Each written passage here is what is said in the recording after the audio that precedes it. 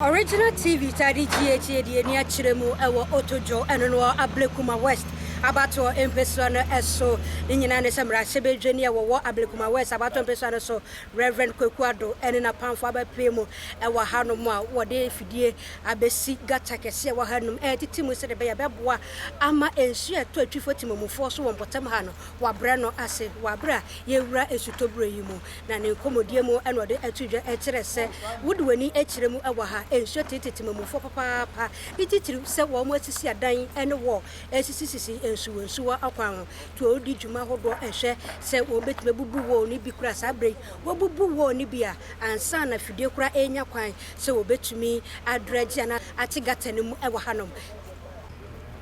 yambuta idea se ne ade bia ye ka no wo hwe ye Otorjor man mu eye the north western part of your constituency na nso to a yinkrofo fie esenkrofo properties se mo be mo hwa fie bi a metomani am hu se nso no fie ni nyina am se nkrofo asisi edan efa won nyina se mo be gi atoma be bosum ni His Excellency John Dramani Mahama Esuma regional minister and the regional task force and obey demolition because ni nyina na ebuama ye bie ekwan you're saying that area be around CR site to resolve this issue. But regional minister be your coy, who said a human wa be no. See, and Triaso and Yana said the air and ya, Nedjuman be Juman. Say, Ushin Swa, a free down so much. Avi Maria top or a free first stop and in a run it through Hano. Ya tries to be aquano. Send a soon to a bit me a bit chum. Nafi, Ako, and the restoration site. Say, young. Prayer say nyam ho den dia ibitumwa malam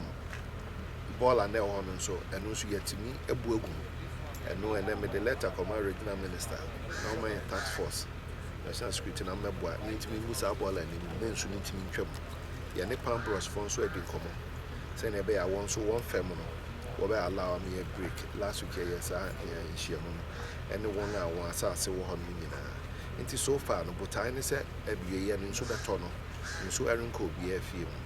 and I say kakra eno de ebekomu no at least be manageable ama yetimi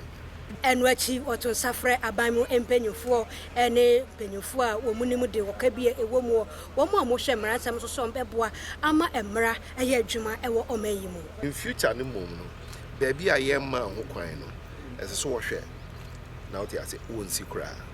ni awobema emra no nya adwuma and also no say the way ankrofo bi asisi dan deda no so no e bi aban behwe na ma ye friend no rezoning what you say na fi hu say nkrofo no amanya aba untimi ntu won when you say okay nti yen rezone you rezone there now you can collect your taxes water can collect and thing then election time so they will be confident to also vote for us. Ne kura mu no ye nitimumufo bi edi nkomo a sei ene won edi tudwa the project na personally me think say a very good initiative and we've had MPs on Mabaha no more nobody has been able to take such a good solution say omoba o ye bebu ye be yefe but this time around you who said the air cost you need to say that is how it's supposed to be and one thing to say my name for yes say the vigor no they are starting on go relax do baby no now if walls has to go down then be the entire community no be far good shape it should be so me am material material over 20 years and cool because we should talk a furnace down a year a bar na be siako a tipe and na down na some for top na study area he na ni konya men a microphone yama be free Abrewa bi nana akosua kumiwa Original TV Otorjor.